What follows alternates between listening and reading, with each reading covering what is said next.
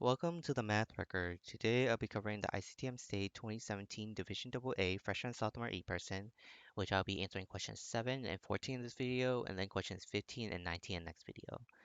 And as usual, I'll scroll down all 20 questions, and I'll give the answers at the end. Okay, now let's go to number 7. AD is a diameter passing through the center C of a circle. E lies on the circle, and EB is perpendicular with AD. EB is 5 and ED is 13. Determine the length of the diameter of the circle. Okay, so we have a circle, then we have a diameter, and then we have a triangle.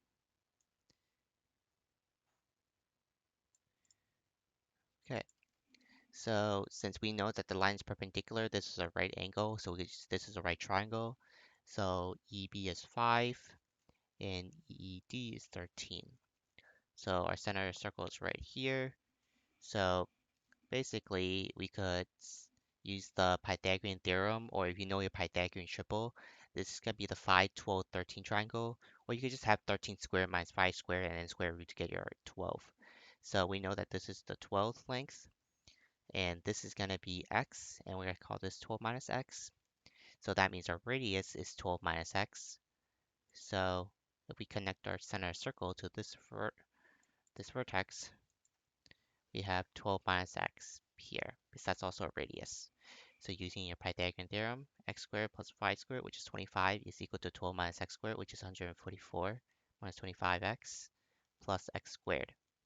Cancel out your x squares, so that's 24x is equal to 119. That means x is equal to 119 over 24. So this is probably just like already simplified because 9 plus 1 plus 1, that's 11, so that's not multiple of 3. It's obviously not even, so it can't be divided by 2. So this is going to be a prime relative to each other. So this is really simplified. So now we need to find 12 minus x.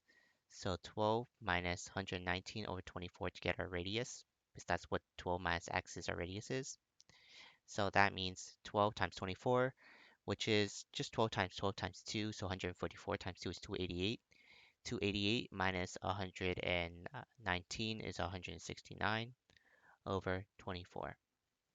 And 169 is 13 squared, so it's obviously not divisible by 24, so this is really simplified.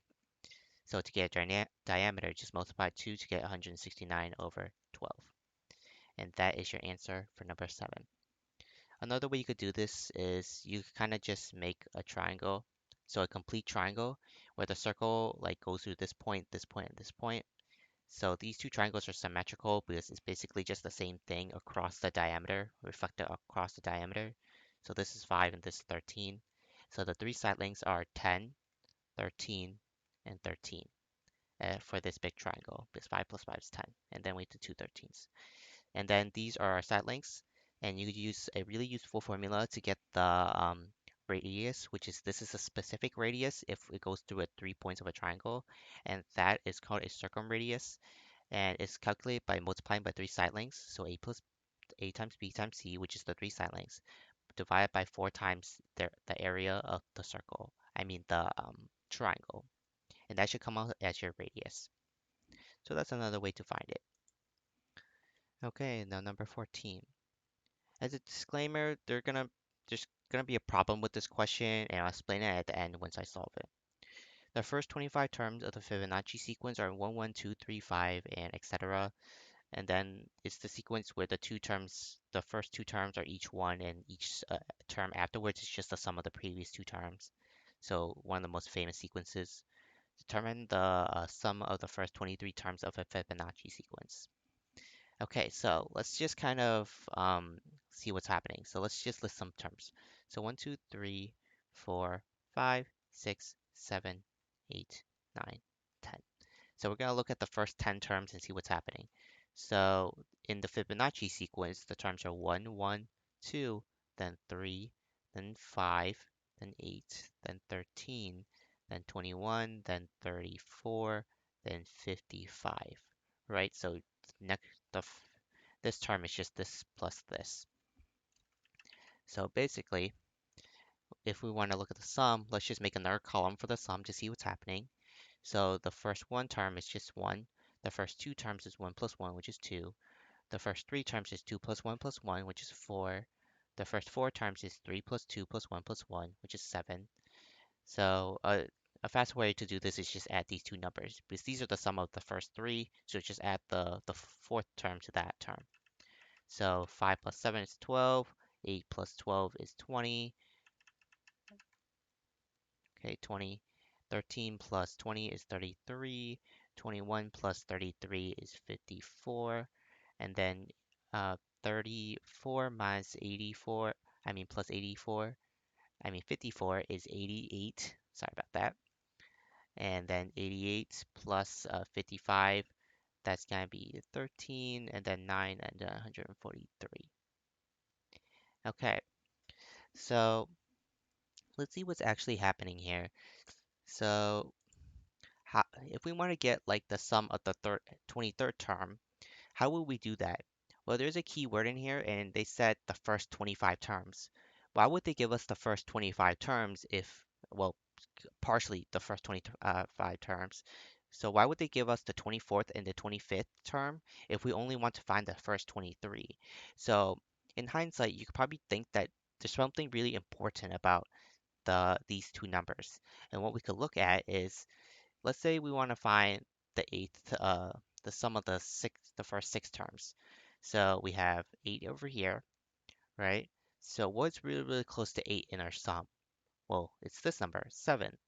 So if we kind of think about it, if we kind of shift everything down, how would that look? So let's shift the 8 to the 7 and see how all this looks. Okay, so you could probably see the pattern now. So we have the 8 with the 7, the 5 with the 4, 3 with the 2, and then the 2 with the 1, 13 with 12, 21 with 2, 34 with 33, and 55 with 54. So you kind of always noticed that the term over here is one more than the actual sum of these. So if you kind of think about it, if we want to find the 23rd term, we have to find the 25th term because we just shifted 2 down. So that tells us that the sum of the first n terms is equal to the term, the 25th, not the 25th, the n plus 2 term minus 1, right? So if we want to find, let's say, the sum of the first 6 terms, then f plus 6 plus 2, that's 8. So that we need to find the 8th term. So we have 1, 2, 3, 4, 5, 6, 7, 8, which is 21. Take away 1, so that's 20. So what is our first 6 terms? 1, 2, 3, 4, 5, 6. It is, so that's true. So it makes sense. So this is going to be a formula. So you just need to recognize that pattern. So using that idea to find the 23rd term, we have to find the sum of the 23rd term. We need to find the 25th term and then take away 1. So our 25th term, which is what they give us, is 75205, and take away 1 to get 75204. And that's going to be your answer. So in the beginning, I said there's a problem with this question. It's not anything we did math related, and the reason is because they gave us the wrong number for the, the 25th term. It's not 75204. The actual number is 75025.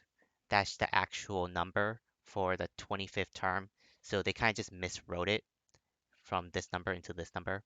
So the actual answer should be 75024. But since they made a typo, these two answers are kind of accepted, even though this is technically not the answer. Okay, and as promised, here are all answers for all 20 questions. Well, thanks for watching, and I'll see you at the next math record.